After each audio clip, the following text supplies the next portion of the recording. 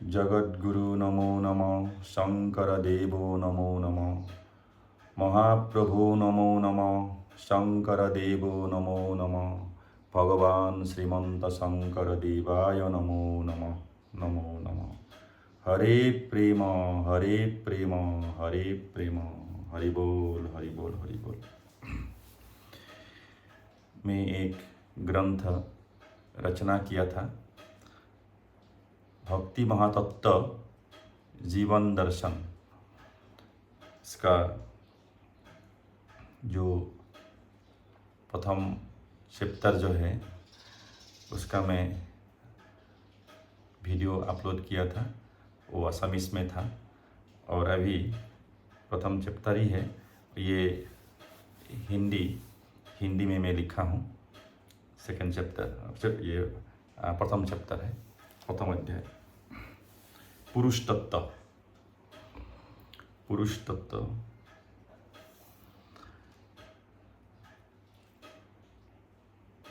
ये पुरुष तत्व बोल के असमीस में भी लिखा है, और ये पुरुष तत्व हिंदी में भी लिखा हूँ।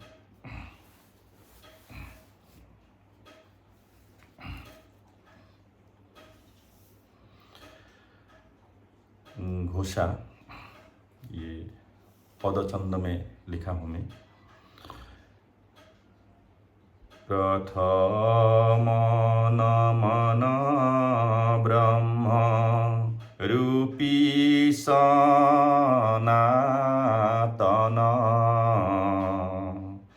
अप्रेमानंद सभी अवतारों के कारण।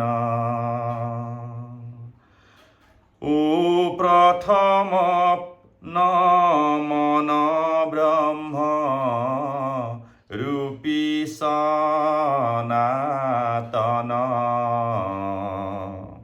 प्रेमानंद सभी अवतारों के कारण।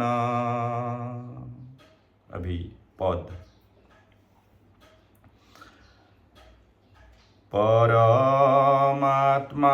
रूप तुम हो सर्वव्याप्त, आत्मा रूप हम हैं सब जीवों व्याप्त। ओ कर्म पथ में भ्रमण करत जीव, नाना प्रकार गति मिलत जानत, परम आनंद रूप तुम हो हरि, सृष्टि पालन संहार के तुम हो अधिकारी। अनेक नाम तुम्हारी है लीलाधारी, जीव कुल समूह करत सेवा तुम्हारी।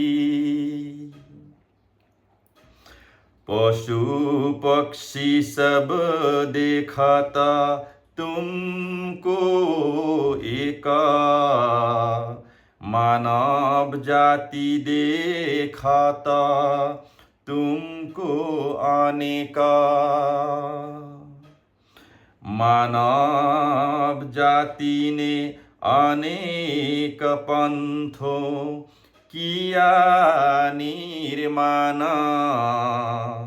परमात्मा प्रेमानंद को किया विस्मरण। पंथ अनेक निर्माण मानव करत, श्रेष्ठ है मेरा पंथ अहंकार करता।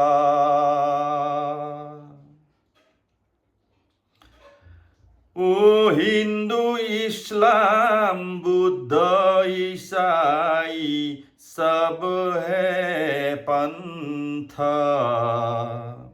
मनुष्य ने निर्माण किया यह जानता।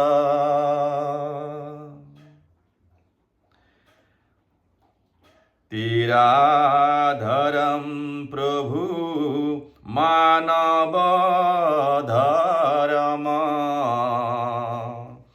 यह त्याग के करता हिंसा कर्म। नाना परंपरा मनुष्य जाति मानता, मान के इसी को धर्म अहंकार करता। मनुष्य जाति परंपरा को ही धर्म मान के चल रहा है, लेकिन परंपरा धर्म नहीं होता है। धर्म अलग चीज है।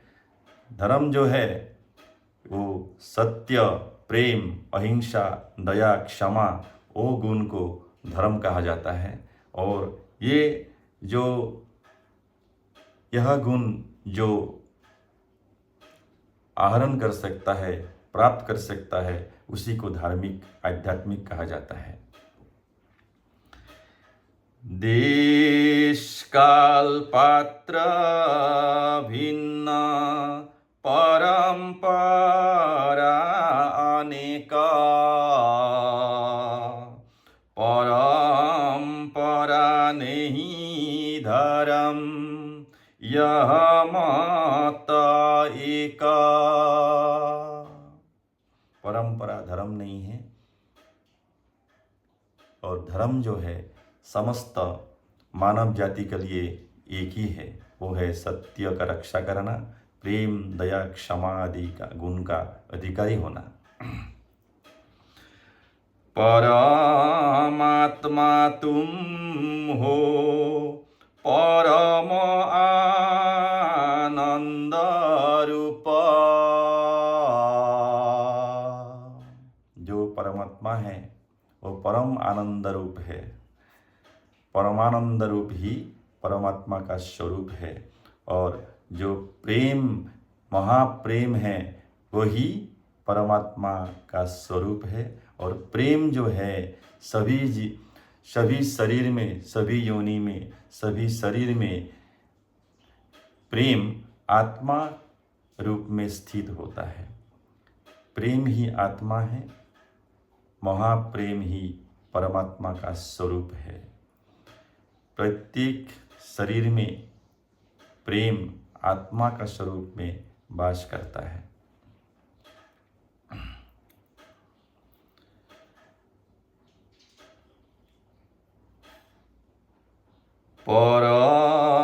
परमात्मा तुम हो परमानंद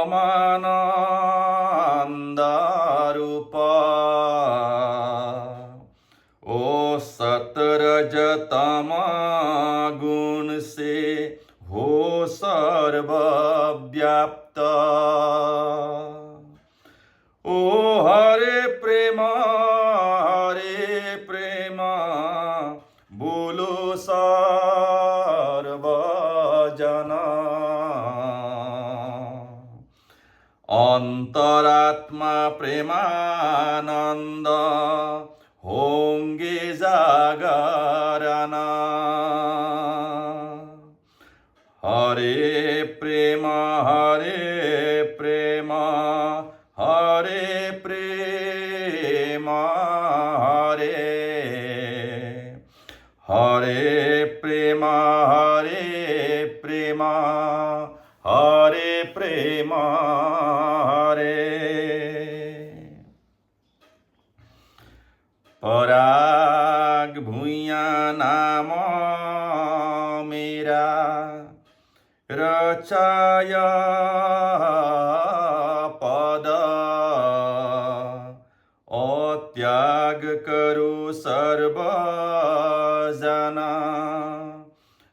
नाशकारी मद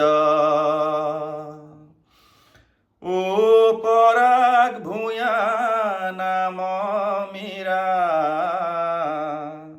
रचाय पद त्याग करो सर्व जना नाशकारी मद। ये मद जो अहंकार है ये नाशकारी है और उसको परित्याग करना चाहिए। जो पुरुष है, पुरुष तत्व, आत्मा परमात्मा जो है वो पुरुष तत्व है और ये शरीर जो है ये प्रकृति तत्व है। ये पूरे संसार प्रकृति है। जितने ब्रह्मा को प्रमुख करके ब्रह्मा विष्णु शिव जी से लेकर के जितने देवी देवताएं हैं,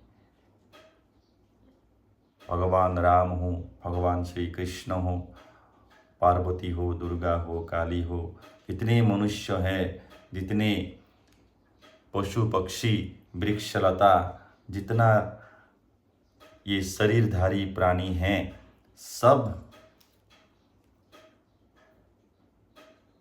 प्रकृति है। ये सब प्रकृति के अंतर्गत आते हैं और पुरुष एक ही है, वो है परमात्मा तत्व। परमात्मा एकमात्र पुरुष है और वो निराकार निरामय है और सर्वशक्तिमान सर्वव्याप्त है, omnipotent, omnipresent and omniscient। जो परमात्मा है वो परमात्मा का स्वरूप, वो जो जीवात्मा रूप में आए हैं और वो जीवात्मा सभी शरीर में प्रवेश करके हम लोगों को ये शरीर प्रदान करते हैं।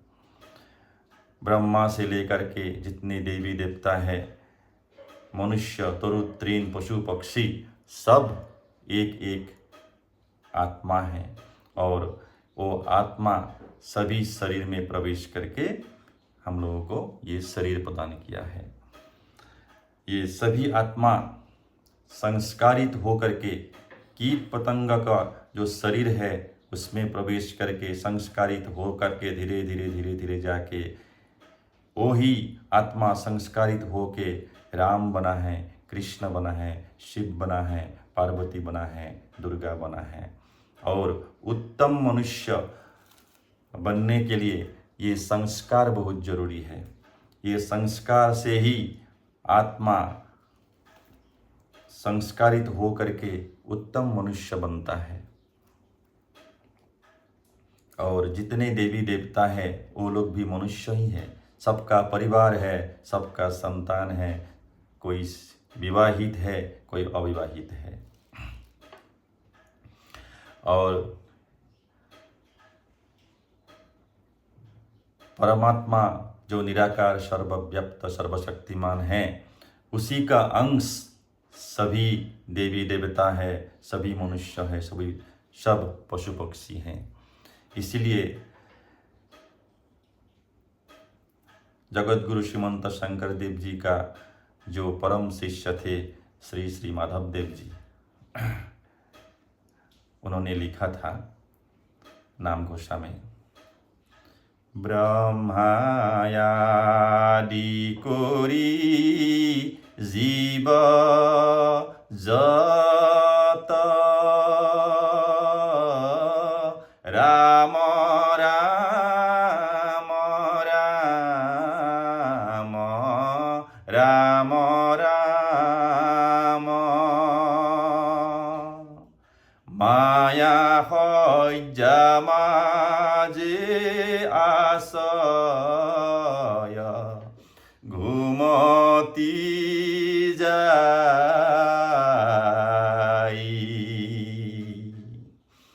तुमी हे चैतन्य सनातन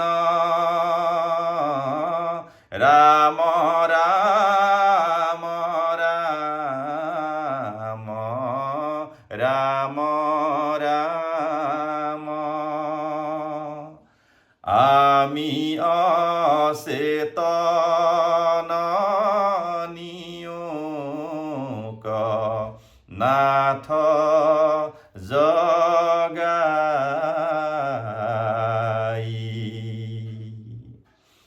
ब्रह्मा को प्रमुख करके जितने शरीरधारी है सब एक एक जीव है, जीवात्माएं हैं। और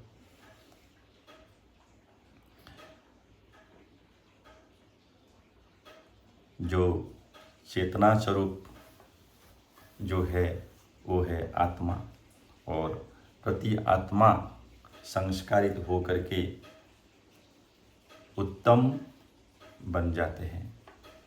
और बोला है जे सब माया सैया में शयन कर रहे हैं, माया हज्जा माजे आशय घूमती जाई। जितने देवी देवताएं हैं, मनुष्य हैं, पशु पक्षी, जितने प्राणी हैं, जितने जीव हैं, सब लोग माया को वश नहीं कर सकते हैं, माया का अधीन है। जो माया के अधीन है वही जीव है, और जो माया का अधीन नहीं है वो है परमात्मा। परमात्मा निराकार है। जब शरीर धारण करके आते हैं तब माया के अधीन हो जाते हैं, और माया के अधीन और कर्म के अधीन सुर नर किन्नर कीट पतंगम जितने हैं सब लोग माया के अधीन हैं और कर्म के अधीन हैं। कर्म से परे और माया से परे एक ही है, वो है परमात्मा, वो निराकार है, सर्वशक्तिमान सर्वव्याप्त है। जब देवी देवता के रूप में है, मनुष्य के रूप में है, सब लोग माया के अधीन हो जाते हैं, मर्यादित हो जाते हैं। सत्य रज तम ये तीनों गुण ले करके देवी देवता हुआ है, मनुष्य हुआ है, पशु पक्षी वृक्षलता सब तीनों गुणों के अधीन हैं। इसीलिए बोला गया है सब लोग माया के अधीन हैं और कर्म के अधीन हैं। कर्म का फल सबको भोगना पड़ता है, देवी देवता हो, मनुष्य हो, सब लोग भोगना पड़ता है। और कर्म के अनुसार ही देवी देवता लोग भी मर्तलोक में आके जीवन धारण करना पड़ता है, अपना कर्म फल भोगना पड़ता है, और उसके बाद फिर अपना अपना स्थान में चले जाते हैं। और एक प्रसंग में आज बोलना चाहता हूँ, जैसे योगी किसको कहा जाता है? योगी, हम सब लोग योगी बनना चाहिए। योगी बनने के लिए विवाहित होना, अविवाहित होना इससे कोई संबंध नहीं है। विवाहित भी योगी बन सकता है, अविवाहित भी योगी बन सकता है। तो योगी किसको कहते हैं? जो व्यक्ति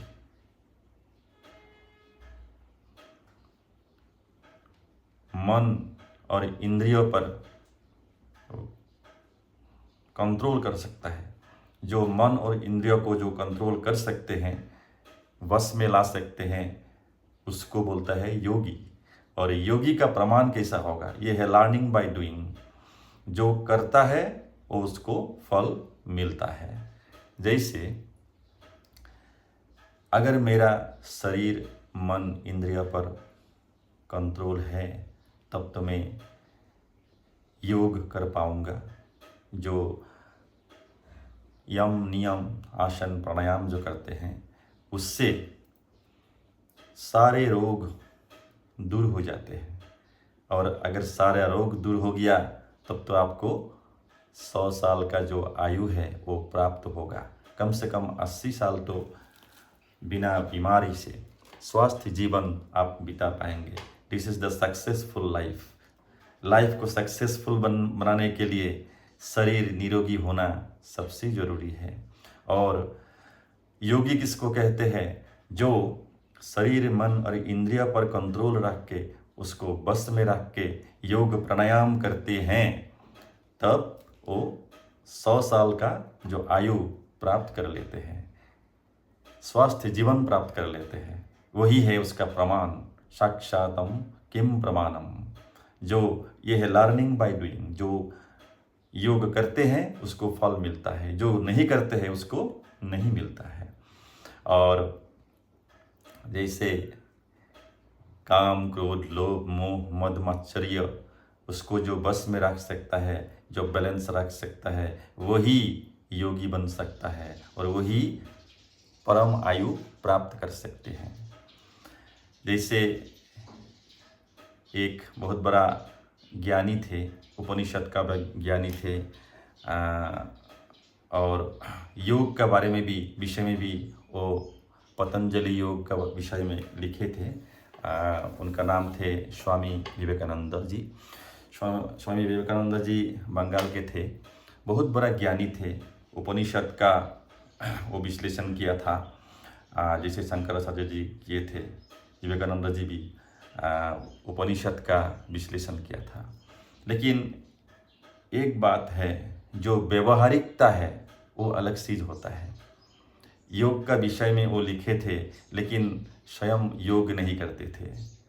उनका जीवन, बहुत ज्ञानी थे और हिंदू धर्म का प्रचार में उसका जीवन व्यतीत किया था, और बहुत कम आयु में वो महाप्रयाण हो गया। 32 या 34 इयर्स उसको आयु मिला था। और इसका कारण है वो 24 आवर्स धर्म का प्रचार में लगे रहते थे, लेकिन योग वो नहीं करते थे। योग करने से उनको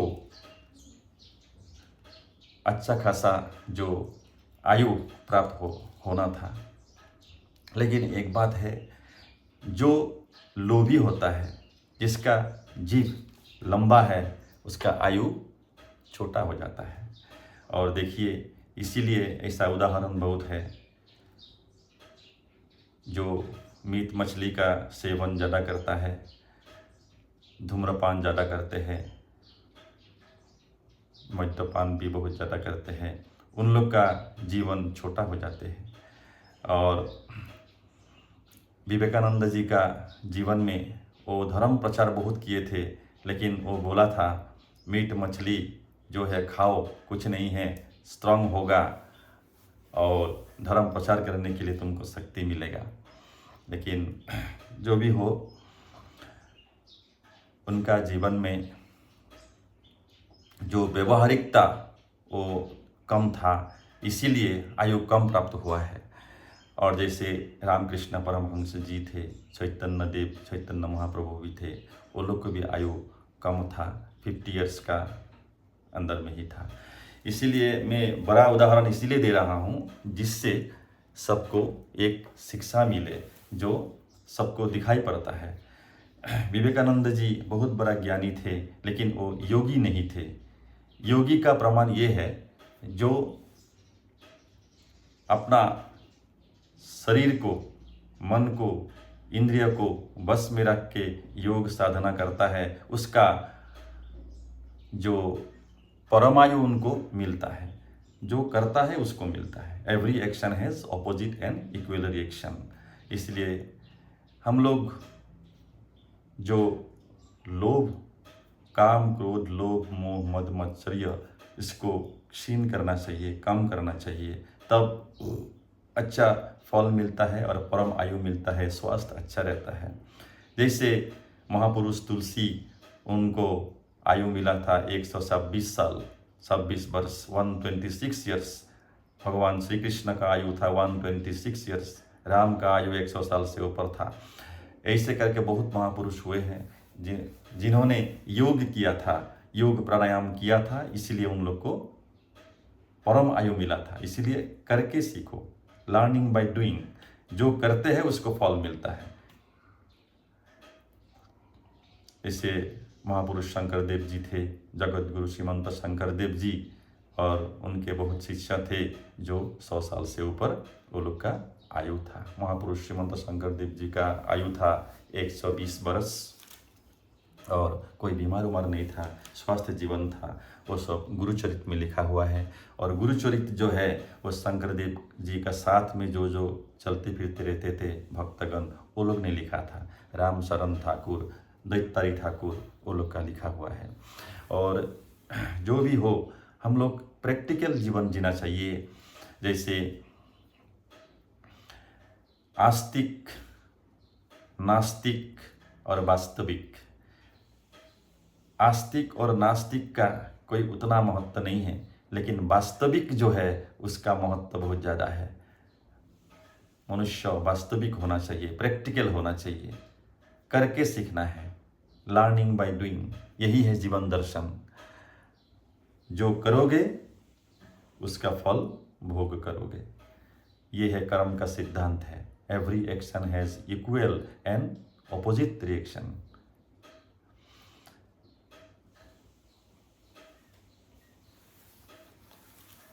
और ये जो योगी और संत जो है उसका जो व्याख्या ऐसा ही है। जो मनुष्य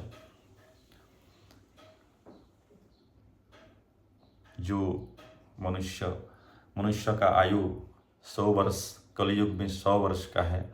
ये 100 वर्ष का आयु में कम से कम 80 साल तक अगर स्वस्थ जीवन बिता पाते हैं तब ये सक्सेसफुल लाइफ है। शरीरम एकदम खलु धर्म साधनम। जो भी कर्म करने के लिए, धर्म साधना करने के लिए, जो भी सात्विक कर्म, राजसिक कर्म करने के लिए स्वास्थ्य अच्छा होना पड़ेगा। ये स्वास्थ्य अच्छा होने के लिए योग प्राणायाम बहुत जरूरी है। और योग प्राणायाम से ही ऋषि मुनि लोग 100 साल, हजार साल वर्ष स्वस्थ जीवन बिताते थे। और ये ऋषि मुनि लोग हम लोग को ये पंथ, ये जो मेथड हम लोग को दे के गए हैं और हम लोग उसको अनुपालन करना चाहिए, व्यवहारिक होना चाहिए। और ये सबके लिए है, हिंदू, मुस्लिम, सिख, ईसाई, बुद्ध, जैन, जितने हैं पंथ सबके लिए है। ये सिर्फ हम लोग का सनातन धर्म हिंदू के लिए ही नहीं है, ये पूरे मानव जाति के कल्याण के लिए ऋषि मुनि लोग हम लोग को ये चीज़ दे के गया था। इसीलिए हम लोग का हिंदू पंथ में जो योग प्राणायाम, योग दर्शन है, ये जीवन दर्शन है। और जो आयुर्विज्ञान है, ये आयुर्विज्ञान और योग दर्शन ये बहुत बड़ा साइंस है। ये है भारतीय विज्ञान, ये पाश्चात्य विज्ञान नहीं है, ये भारतीय विज्ञान है। और ये भारतीय विज्ञान हम लोगों का ऋषि मुनि लोग ने बहुत मेहनत करके, रिसर्च करके वो लोग निकाला था। और अभी भी वो अकत्य है, ये कोई भी काट नहीं सकता है। हम लोग का जो आयुर्विज्ञान में जो कफ पित्त वात का जो सिद्धांत है, कफ पित्त वात, इसका आज तक कोई खंडन नहीं कर पाया है और उसका कोई परिवर्तन नहीं हुआ है। ऋषि मुनि लोग जैसे लिखे थे, जैसे लिख के गए हैं, उसी तरह आज भी चल रहा है। ये बहुत बड़ा बात है। और अगर मैं इसमें कोई किसी को अगर चोट पहुँचाया, कुछ किया है तो क्षमा भिक्षा मांगता हूँ। लेकिन ये जो सत्य है ये मैं बोला हूँ और सत्य को हमेशा धारण करना चाहिए और सत्य का मार्ग में ही चलना चाहिए। और सबका प्रति प्रेम भावना बहुत ज़रूरी है। और ये मानव धर्म ही सबके लिए प्रयोगोचित है, ये प्रयोग बहुत ज़रूरी है। और मानव धर्म ही सबके लिए है, सब मानव जाति के लिए है। हरे प्रेम, हरे प्रेम, हरे प्रेम, हरे प्रेम। हरि बोल, हरि बोल, हरि बोल, हरि